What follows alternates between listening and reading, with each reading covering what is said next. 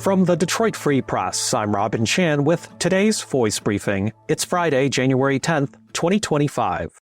For the Detroit Free Press, I'm Eric D. Lawrence. 244 people are scheduled to lose their jobs when auto supplier Webasto closes its Rochester Hills plant later this year. The company, a subsidiary of Germany's Webasto Group, tells the state of Michigan in a required filing that the layoffs will start on February 21st and continue through July. The company is a supplier to Ford, General Motors, and Stellantis. It explains its decision to close the plant that dates to 1974 by saying it doesn't make economic sense to keep it operating. Quote, "It's the oldest plant from a technological perspective in the Americas region. A significant investment will be required to continue manufacturing roof systems at this location at competitive prices," end quote, according to a company statement provided to the Free Press. Webasto says demand is growing for its products in North America, but the quote, "like many automotive suppliers, the company is currently in a challenging situation with increasing cost pressure," end quote. Webasto has multiple plants in Metro Detroit, and it announced 218 layoffs late last year at plants in New Hudson and Plymouth Township. Both of those notices to the state described the layoffs as, quote, "a direct result of a reduction in production, which is outside the control of Webasto," end quote. The supplier, which had garnered attention previously because of issues with removable hardtops for the then new Ford Bronco, had been in the news earlier in 2024 as workers attempted to unionize. A UAW campaign that failed last year at one of the company's Plymouth Township plants was marked by accusations of union busting, which the company denied. Workers at a different plant in Plymouth Township held a successful union drive in 2023.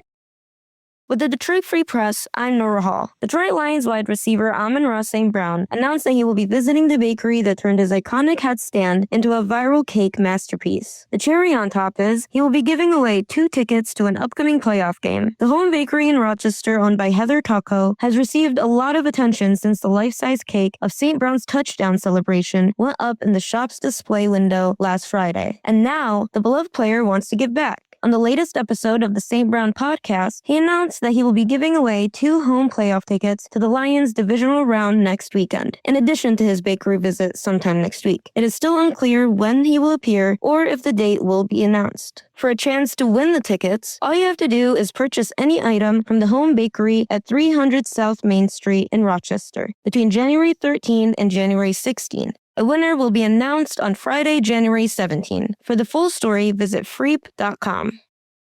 Hi there, listener. The Detroit Free Press has a question for you. What's it like being a Detroit Lions fan? We want to hear your journey of Detroit Lions fandom. We'll feature our favorite submissions in the newspaper and online. You may even hear your story right here on the Detroit Voice Brief. If you'd like to share your story with us, we have 2 ways you can do so. You can find our call-out page with instructions on how to submit your story by heading to freep.com/Lions fan story. That's freep.com/LIONSFANSTORY. You'll find a link to a form where you can send us your audio or video clips. You can also leave us a voicemail by calling 313-222-2242. Again, that number is 313-222-2242. After the greeting, make sure to share your name, how to spell your name, age, where you're from, and then your story. Afterwards, you can simply hang up or press pound for additional options like re-recording or reviewing your message. Again, you can find our call-out page with submission instructions and optional questions to consider on freep.com/Lions fan story. You'll also be able to find a link to the call-out page in the description of this podcast. Thank you for sharing your Detroit Lions fan story with the Detroit Free Press. We look forward to hearing from you. Find more from the Detroit Free Press on freep.com. That's FREEP.com. Thanks for listening. Have a great weekend, and you'll hear more from us Monday.